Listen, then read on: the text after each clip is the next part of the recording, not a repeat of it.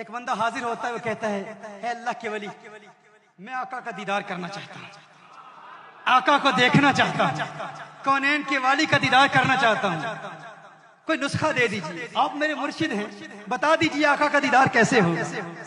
مرشد نے فرمایا آج رات کا کھانا میرے ساتھ کھانا، آج رات کو دعوت ہے، آج دعوت ہے، آج رات کا کھانا میرے ساتھ کھانا۔ وہ مرشد کی بارگاہ میں حاضر ہوا، مرشد نے کھانا کھلایا۔ اولیاء کا کھانا بھی عجیب ہوتا ہے، کبھی کبھی اولیاء کھانا کھلاتے ہیں اور کھانا کھلا کر دل کی بیماریوں کا علاج کرا دیتے ہیں، دلوں کو چمکا دیتے ہیں۔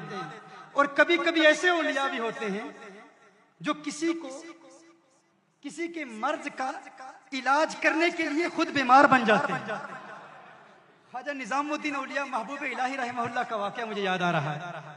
آپ بیمار ہو گئے تو آپ کو بتایا گیا کہ ایک غیر مسلم ہے جو کچھ پڑھتا ہے، کچھ دم کرتا ہے، ایک غیر مسلم ہے جو اپنا کچھ کلام پڑھتا ہے، دم کرتا ہے، اور سنا ہے کہ اس کے دم میں بڑا اثر ہے جو کچھ بھی وہ پڑھتا ہے۔ خواجہ نظام الدین اولیاء رحمۃ اللہ تعالی علیہ اس کے پاس چلے گئے، اس نے کچھ پڑھا، جو کچھ بھی پڑھا، اب فوراً صحتیاب ہو گئے، فوراً صحتیاب ہو گئے۔ آپ صحتیاب ہوتے ہیں تو فرماتے ہیں تیرا کون سا عمل ہے جس کی وجہ سے تو نے جو پڑھا ہے میں ٹھیک ہو گیا؟ اب کوئی سوچ سکتا ہے کہ اللہ کا ولی کسی ایسے بندے کے پاس کیوں جائے گا، یہ آپ کو پتہ چل جائے گا کیوں جائے گا۔ اور خواجہ نظام الدین اولیاء محبوب الہی کیوں گئے تھے؟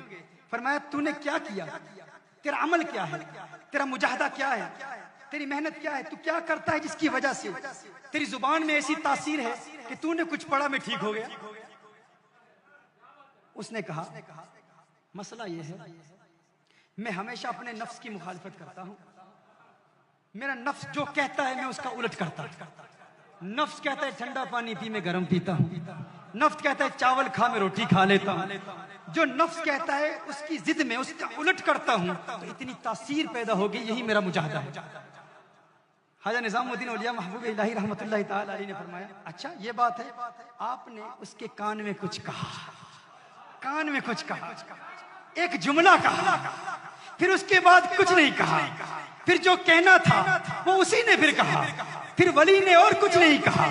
نگاہ ولی میں سیر دیکھی، بدلتی ہزاروں کی تقدیر دیکھی، کان میں کچھ کہا، اس نے کہا اشہد ان لا الہ الا اللہ واشہد ان محمدن عبدہ ورسولہ، کلمہ پڑھ کے مسلمان ہو گیا۔ مریدوں نے پوچھا محبوب الہی آپ تو علاج کرانے کے لیے گئے تھے، یہ کیا ہوا؟ اس کے کان میں کیا کہا؟ ہمیں کیا حاجت کہ ہم کسی کے پاس جا کے علاج کرائیں، ہم تو علاج کرنے کے لیے جاتے ہیں، علاج کیا ہے؟ مریدوں نے پوچھا کیا کہا؟ آپ نے اس کے کان میں کیا کہا؟ خواجہ نظام الدین اولیاء محبوب الہی فرماتے ہیں اس نے کہا میں اپنے نفس کی مخالفت کرتا ہوں، جو نفس کہتا ہے اس کا الٹ کرتا ہوں۔ میں نے کان میں کہا اسلام لانے کا جی چاہتا ہے، مسلمان بننا چاہتا ہے، کہا نہیں نہیں نہیں مسلمان نہیں بنوں گا، کہا نفس کا الٹ کر، نفس کہتا ہے اس کا الٹ کر، فوراً مسلمان ہو گیا۔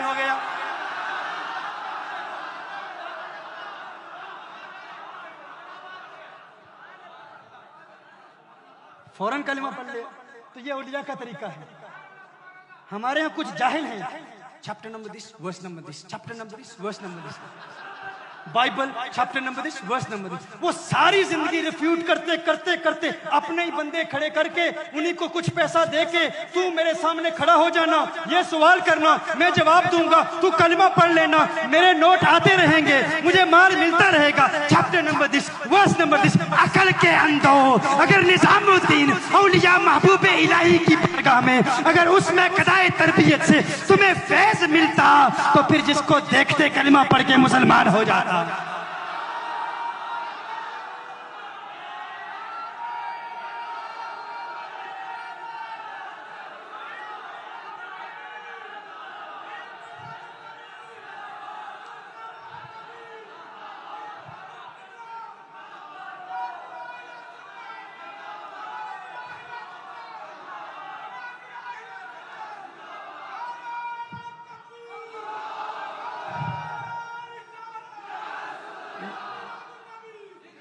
نہ دین آتا ہے، نہ درس نظامی پڑھتے ہیں، نہ عربی پڑھتے ہیں، بس انگلش کی کتابوں میں ترجمہ پڑھ کے عربک عبارت تک نہیں پڑھ سکتے. لیکن ہمارے بیچارے سیدھے سادے سنی بیچارے بہت بڑا عالم.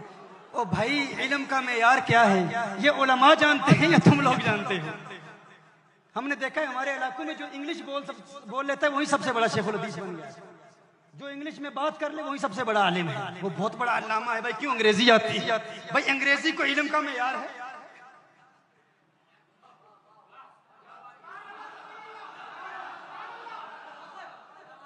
یہ وہ کہہ رہا ہے جو انگلش جانتا ہے. یعنی کوئی ایسا بھی ہو سکتا ہے جو احساس کمتری کا شکار ہو اور انگلش پر اعتراض کرے کیونکہ اسے آتی نہیں ہے. ہمیں آتی ہے پھر بھی کہتے ہیں یہ کچھ نہیں ہے. بھائی یہ علم نہیں ہے، یہ معیار علم نہیں ہے. علم پڑھنا ہے تو علماء کی بارگاہ میں زانو میں تلمس ہے.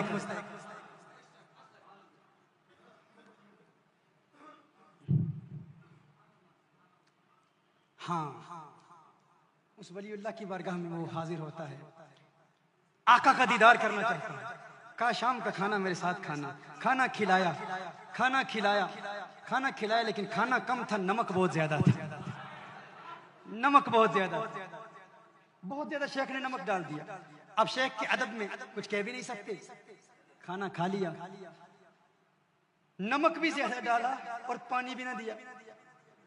مرشد نے نمک بھی بہت ڈال دیا، پانی بھی نہ دیا. اب وہ ادبن کچھ کہہ بھی نہیں سکتا، شیخ کی بارگاہ میں حاضر ہے. شیخ نے فرمایا گھر جا کر پانی نہیں پینا، حضور کے دیدار کا نسخہ کل بتاؤں گا. اس نے کہا لیکن مرشد میرے دل میں تمنائیں مچل رہی ہیں، آرزو ہے، خواہشات ہیں، آقا کا دیدار ہو جائے. کہا واقعی خواہش ہے، واقعی دل میں آقا کی دیدار کی طلب ہے؟ مرشد بہت بڑی طلب ہے، میں تو آقا کا دیوانہ ہوں، آقا کا عاشق ہوں، آقا کو دیکھنا چاہتا ہوں. کہا ٹھیک ہے پانی نہیں پینا. اب وہ نمک کھایا ہوا ہے بہت زیادہ، پانی مرشد نے بھی نہیں دیا. حکم ارشاد فرما دیا گھر میں بھی پانی نہیں پینا. وہ گھر جاتا ہے، بغیر پانی پیے سو جاتا ہے. دن کے وقت مرشد کی بارگاہ میں حاضر ہوتا ہے میرے شیخ آقا کے دیدار کے نسخہ آپ نے عطا فرمانا تھا، اس کا کیا ہوا؟ فرمایا رات پانی پیا تھا. کہا نہیں. کہا بغیر پانی پیے سو گیا تھا. کہا سو گیا تھا. خواب آئی کیا دیکھا؟ کہا دریا دیکھے، سمندر دیکھے، چشمے دیکھے، بارش دیکھی. جہاں نظر اٹھائی پانی ہی پانی نظر آیا، پانی کے علاوہ کچھ نہیں نظر آیا. مرشد نے فرمایا یہی میرا سبق تھا، یہی میری تعلیم تھی. تو کہتا ہے کہ تیرے دل میں محمد عربی کے دیدار کی طلب ہے، پیاس ہے، چاہت ہے. ارے سچی چاہت پیدا کر. اگر پانی پیاس سچی تھی، پانی پیاس بجھانے کے لیے تیری خواب میں آ سکتا ہے تو آمنہ کا لال کیوں نہیں آ سکتا؟ وہ بھی آئے گا. تو پیاس تو پیدا کر، تو طلب تو پیدا کر، تو طلب تو پیدا کر، تو عشق تو پیدا کر، تو دیوانگی تو پیدا کر، پارتگی تو پیدا کر. اس کے مصطفیٰ میں اپنے دل کو چمکا دے. دیکھ آمنہ کا لال آئے گا، دیدار کرائے گا اور تیرے دل سے یہ آواز آئے گی اب میری نگاہوں میں جچتا نہیں کوئی، جیسے میری سرکار ہے ویسا نہیں کوئی.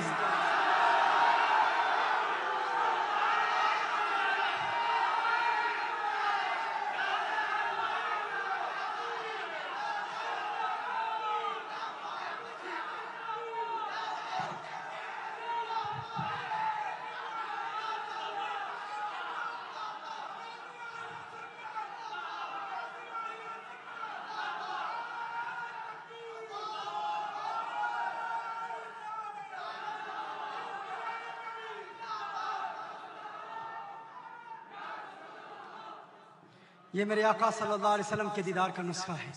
اگر بنگلور کی گلیوں میں آپ کی آنکھیں حسیناؤں کے چہرے بھی تلاش کر رہی ہوں اور پھر یہ کہو کہ آقا کو دیکھنا چاہتے ہو، یہ سچی طلب نہیں ہے، یہ سچی طلب نہیں ہے. اگر سچی طلب ہے تو پھر آقا کا دیدار اس وقت ہوگا جب خانہ دل کو ہر دنیا کی محبت سے پاک کر کے آقا کو پکارو گے. ادھر آنکھ بند ہوگی، ادھر دیدار مصطفیٰ ہوگا. جب دیدار ہوگا پھر دل سے آواز آئے گی کچھ ایسا کر دے میرے کردگار آنکھوں میں ہمیشہ نقش رہے، روئے یار آنکھوں میں انہیں نہ دیکھا کس کام کی ہے یہ آنکھیں کہ دیکھنے کی ہے ساری بہار آنکھوں میں.